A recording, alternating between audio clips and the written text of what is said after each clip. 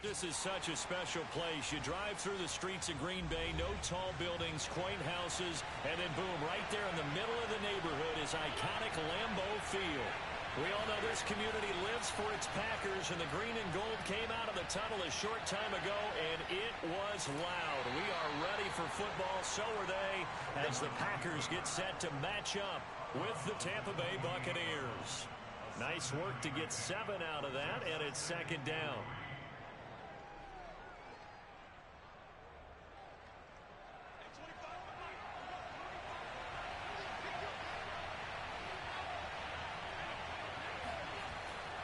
They'll try the right side here with Fournette. And he is met in his tracks behind the line of scrimmage.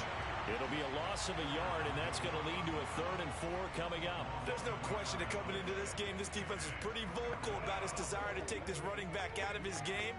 And all that pregame wolfing has turned into results. That's a big play from both sides. What will we see here? 3rd and 4 to throw. It's Allen. And he's got a man. It's the tight end Howard, complete. And it's a fumble. And the Packers pick it up. And they have the football and will take over at the 24-yard line. About set to get this drive started. The Green Bay offense at the line. And he's going to be taken down with a marker on the field. So let's see about the call. That hold coming from the left side of the line. Hands got caught in the cookie jar on that one, and the flag came out. Penalty against him.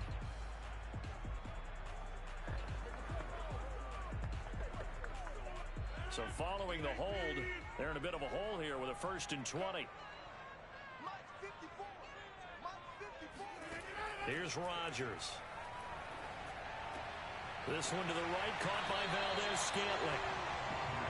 Tell you what, he's been able to put the ball in some tight spots all game long. That throw, no different. Yeah, a lot of people would call it a gutsy type of a throw. I think he looks at it as, I can do it, so it's not that big of a deal to me, and I'm going to keep firing.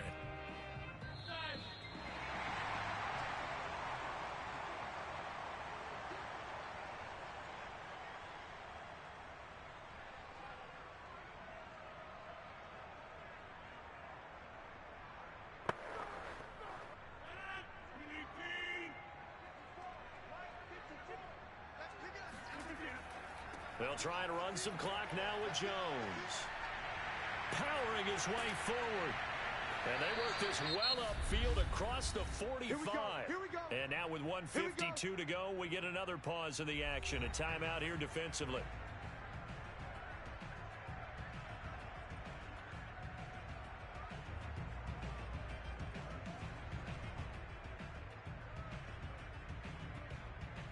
Not totally home free yet, but it's looking good as they come up 1st and 10. Now Jones. And this time they were ready for him as he's taken down at the line of scrimmage. The Bucs going to go ahead and use the 2nd of their timeouts as they'll head to the sideline and talk over what to do next.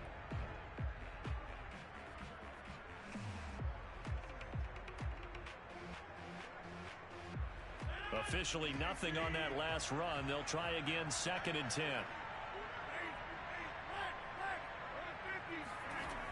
Rodgers with a give. It's Aaron Jones. And a gain of 4 gets him right to the midfield stripe. The Bucs forced to use their 3rd and final timeout as they'll head to the sideline and talk over what to do next.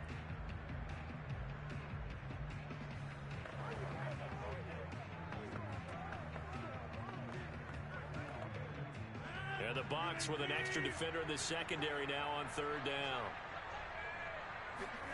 Now Rodgers. A check down here to Jones. They'll get only a yard out of that, and it'll bring up 4th down. They got the completion, but they didn't get the 1st down, so you got to think if you're on the defensive side of the ball, you're pretty happy with what you just accomplished there. Yeah, like you said, got him out of bounds, stopped the clock, kept him short of the marker. On now is the Packers punter as he's on here to punt it away. And this punt sails over the sideline, and the spot, it looks to be right at the 25-yard line. Josh Allen and the offense now. Down 14-10. A little over a minute and a half remaining.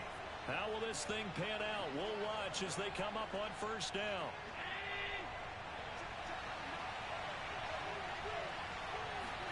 Allen. Throw right side caught by O.J. Howard. He's got this almost to the 40 before going out. And here we are in the fourth quarter, partner, and watch them drive for what would be a go-ahead touchdown. And you and I both know this is where you need a quarterback who can keep his cool back there. Not just for himself, but to keep the rest of the team relaxed too.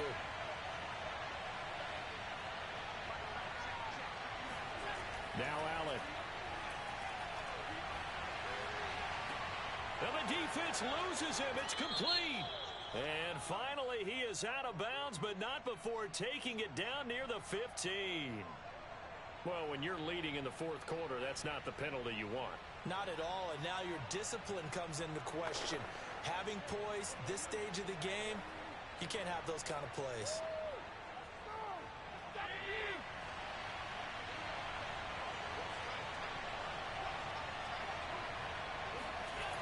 Here's Allen. And he can't get a throw away. He's taken down. Zadarius Smith in there to take him down, and the clock will roll. Well, there's still time to rectify this situation because the silver lining, they took a sack on 1st and goal. But that close to the goal line, it still definitely hurts. Now we've reached the 1-minute mark in this game. Allen looking for Godwin, and he's got him complete. He's down inside the 10 to the 8, and it comes on a gain of 8. It drives some people crazy to see those short throws underneath. They've got to find a way to gash the defense downfield.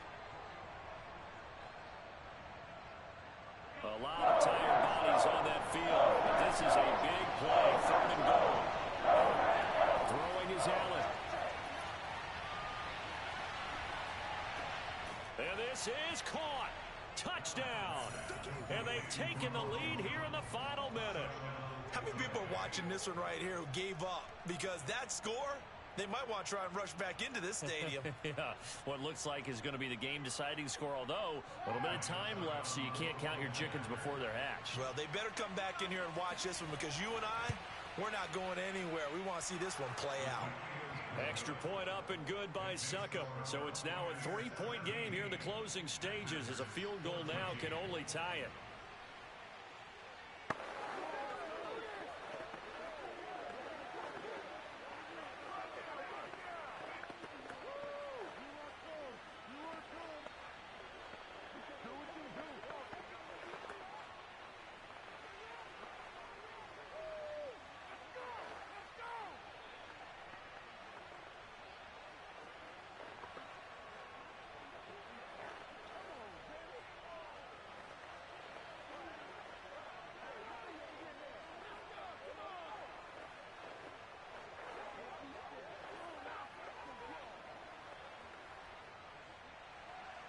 Now it's Ryan Suckup on after the touchdown to kick it away.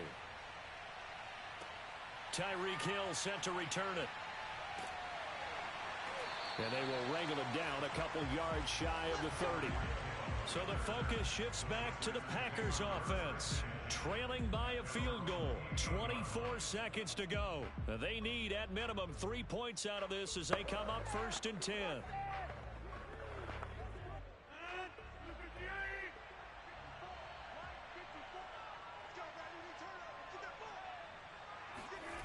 Back to throw, Rodgers.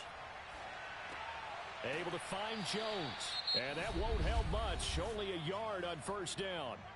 The Packers going to use one of their timeouts as the clock will stop with 18 seconds remaining. The Packers ready to take over offensively. So you're right there, but obviously the clock is not your friend. How do you handle this situation? You're thinking 2 plays. One, to get yourself in position for the second one, whether you're able to get into field goal range or you have to try another deep pass, another Hail Mary. But you're trying to get the first one to a receiver, get out of bounds, and give yourself a chance to set things up for an easier shot at it. We'll see if they can do it. Might be easier said than done.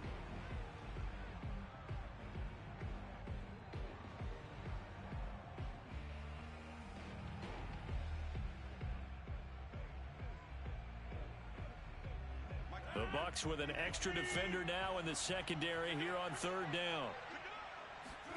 To throw is Rodgers.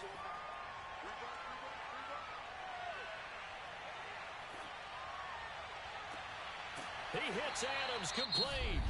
And we will get a timeout with 2 ticks left.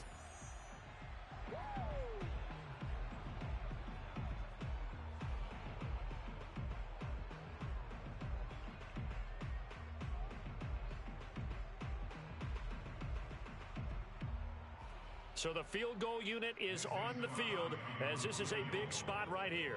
With 2 seconds left in regulation, this to force overtime. And this is good. It was running out of gas there at the end, but he winds up getting just enough on it. And that will tie things at 17 all. It's a little teaching moment here. Overtime rules. Remind us how this goes, partner. Okay, so in the past, we had sudden death. First team to score wins, but no longer. Now, if the team receives the ball, scores a touchdown, they win the game. If they kick a field goal, though, or don't score, the other team gets a possession. And after both teams get a possession, then we're into sudden death. First team to score wins the game. This fielded right at the goal line. And good coverage there on special teams as they'll get him down shy of the 20. The Packers offense now, they get ready to head back onto the field. They control their own destiny here. They have the football in overtime. Obviously, a touchdown would win it. And I think teams around the league are still adjusting to the idea of going downfield, scoring a touchdown wins the game because they were used to just going downfield and trying to get in field goal range to win a game. Still having to make that transition. Let's face it now, the ones who are doing it best know they need to go down and got his man complete. And he's brought down after a very nice gain. A big connection on that one. 31 yards. You ask tight ends about their favorite routes to run, and surprisingly, this will pop up as one of their staples because they run so many routes in the middle of the field. How about this one? Starts downfield, bends it to the corner, great touch on the football, and they turn that one into a big play. Oh, and it's intercepted. Picked off by Stephon Gilmore. And the return across midfield and to the 46-yard line. A costly mistake here in OT. And you know what they say when you throw an interception like that in overtime? You don't usually get a chance to throw a second one. I mean, I'm not sure the analytics on it. Let's ask Marvin, our statistician, to ring that down for us. That's typically how coaches and teams feel about it. If you throw one, you likely cost yourself the game. Fournette, a first down carry. And that play going absolutely nowhere as he's belted before he could get out of the backfield. The defensive player of the year a season ago, Aaron Donald, the one to stop him in his tracks. So now they have to contend with 2nd and 13 after the first down run goes backwards. What can Allen do now with his drive? And that falls to the ground, incomplete. A nice job of bodying him up defensively, and now it brings up 3rd down. When you run in the slant, timing is everything, and against that man coverage, there was no space available, and incompletion as a result. An incomplete pass on that last play, and that means they'll need to come up with something here on 3rd down. Here's Allen to throw it. Packer pressure, and down he goes. Harrison Smith on the safety blitz, able to get the sack. Well, he shot in, CD, like he was out of a cannon from that linebacker position. And even though they had a running back in the backfield, no one could stop him. Well, you certainly diagnosed that play perfectly because as fast as he got into the backfield, you're exactly right. The running back had no shot to get over and try and protect his quarterback, and a sack resulted. And he didn't quite have the backspin on that one. It hits at the 4 and continues into the end zone. It's a touchback. Green Bay's offense ready to go again. And there are parts of their last drive they'd like to emulate. And, of course, they'd like to forget the inning, the interception. But they did put together, Charles, a nice sustained drive to get him down the field. Yeah, and unfortunately for them, the only thing that matters is part 2, right? Because once they threw the interception and finished off the drive, that does them no good to go back and say, well, you know, we had a good one going. finish things off. That's the only way you can get it done. Now here's a pass on first down that's knocked away and incomplete. As a defensive back, you have some weapons at your disposal that we don't often talk about, and you can read the receiver's eyes, you can read his hands, and you know that the arrival of the ball is imminent, and that allows you to make a play on it and oftentimes knock it away. Throwing again on 2nd and 10. Rodgers. 9 yards, not quite enough, and they'll be left now with 3rd and 1. Let's not quibble about the gain there on 2nd down. That was a positive play because that was a take-what-you-can-get situation. Got out to the tight end. Now it gives them a much better opportunity to convert on 3rd down.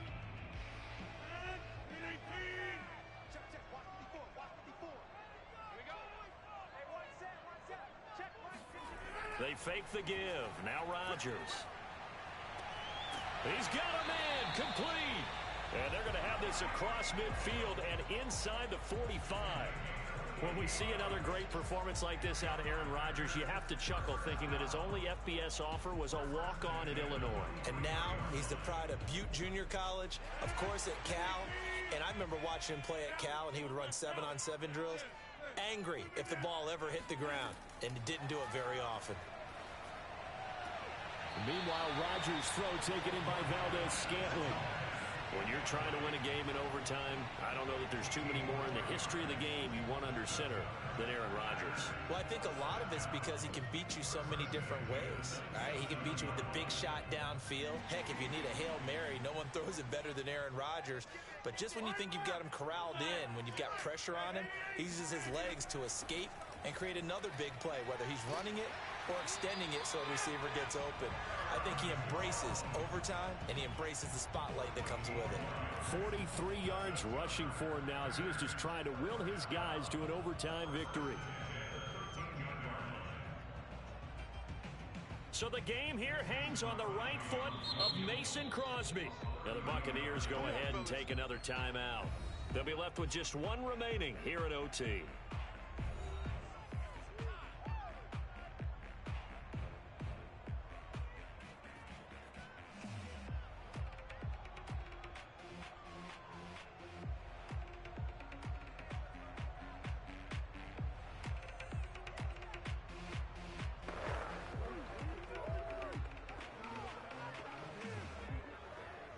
So the game here hangs on the right foot of Mason Crosby. And he got it. The kick is good. In overtime, he's able to split the uprights. And with that, they take the lead here 20-17. And Charles, I think when the schedule comes out, all teams, no matter where they're predicted to finish, talk about protecting your home turf. They were able to do that here in this one. Similar to a tennis match, right? Not letting them break your serve.